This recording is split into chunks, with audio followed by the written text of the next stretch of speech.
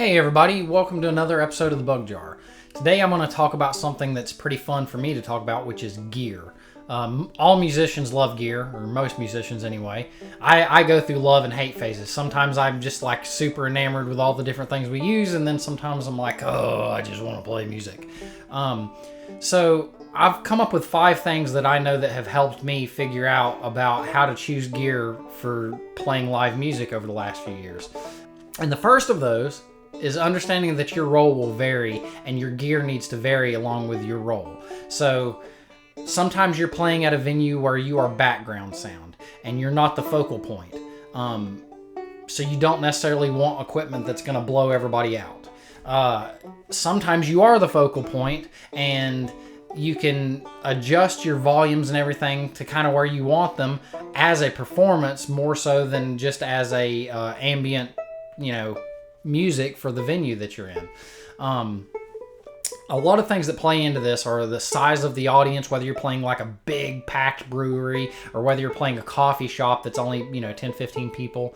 The volume in there. Are you playing in a place where it's going to be a bunch of concrete walls and glass and stuff that makes everything bounce back and reverberate? Or are you going to be playing in a pretty carpeted, place with a lot of chairs and cushions and stuff that sucks up the sound? Are you indoors or outdoors? Basically, the determining factor in all this, as far as what gear you want, is adjust your volume and your ability to output volume by all of those things. You want to be loud enough to be heard appropriately for the venue you're playing. Another thing that goes along with that is if you are running the sound or if a sound person is running the sound. If you've got somebody running sound for you, you still probably want to bring things like guitar cables and stuff, because often sound people, they want you to provide the actual cables and stuff that you use. But if you're running your sound, you're going to need a whole lot of other stuff. You're going to need microphones. You're going to need stands. You're going to need a PA. Something that has really helped our band out is this little number right here. This is a Fishman Loudbox Artist. It took me a second to even know what it was. A buddy of ours, Trevor from the Wintervals, first started using one of these amps a couple years ago, and man, the replication of acoustic guitar tone is just pristine. But the really nice thing about it is if you see these channels right here, we have 2 of them. I use one and Kendra use one, so we can plug our instruments into one of the 2 channels, and these channels have both a XLR input and a 1/4 inch input, so we can plug the microphones into the other channel, and basically we've got our PA and guitar amplifier all in one. So when we're just playing as a duo, we can just use one of these things, and we've got our vocal and our instrument all taken care of in one little small box. So that has been something that has really helped us out. I think it's really important because it leads into my second point, which is have a modular setup, right? You want a setup that you can adapt to these different things. These amps can be super quiet and just barely amplifying your guitar tone, but also we can play venues where it's really loud. The nice thing is you can plug a cord into the back of them and have a direct out. So if you're playing a really big venue, like Kendra and I played All on Dog Green a while back in Charleston, South Carolina. When we played there, the sound guys were able to plug into the back of the amp, amplify the amp, and then this little thing that we can play a coffee shop with was able to play a big stage in front of a lot of people. And we were still able to use the amps as monitors. So having gear that can be modified like that is really important.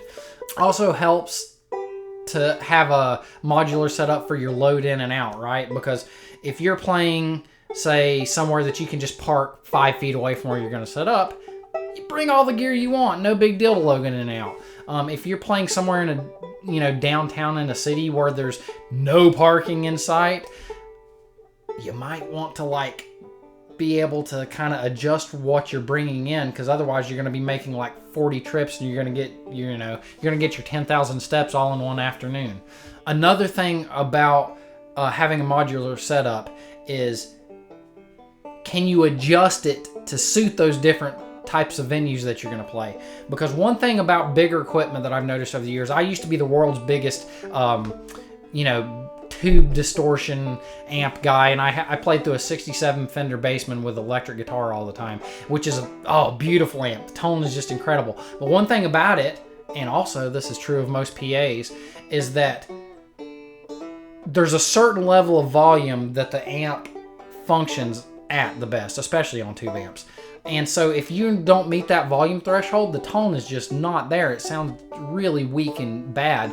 But once you get to that volume level, boom, it's just butter. It just sounds amazing. And PAs often do the same thing. They have a sort of idle setting where if they're below that, the vocals never sound quite as full. The effects like reverb and stuff just don't resonate properly. But if you get to that volume threshold, then suddenly from that point on, up until you reach feedback, it's just really in the comfort zone of the equipment.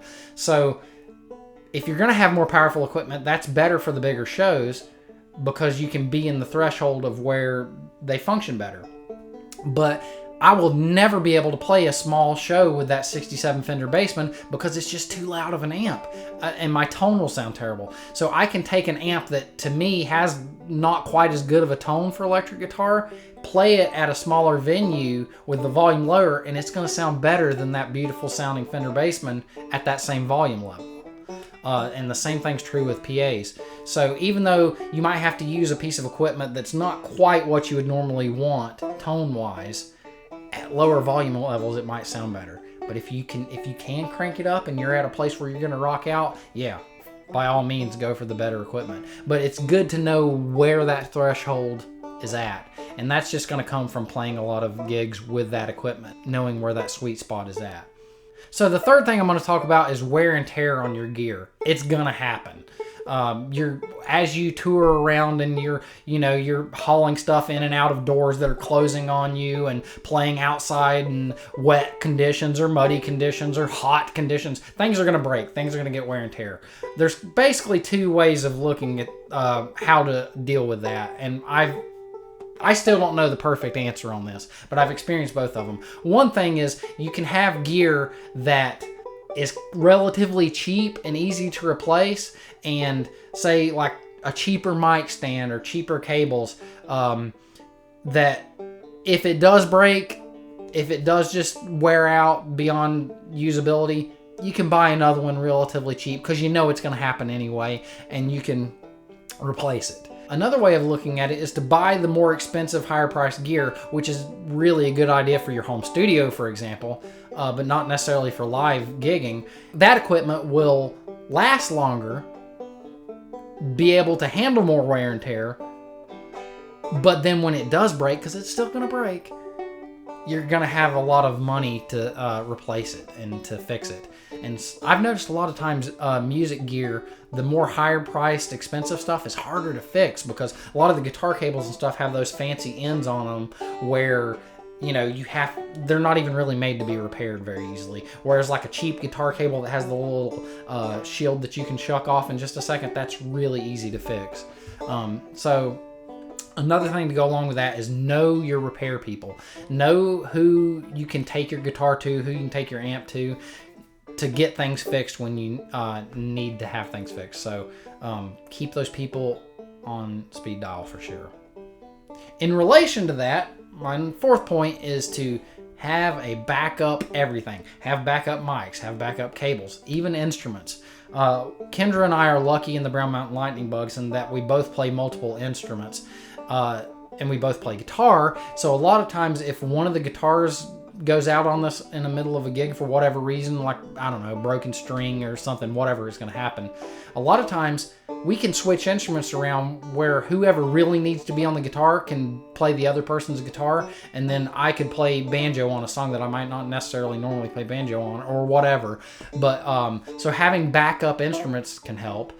Something that's always worth considering is what ability do you have to do your show if something is just completely shot.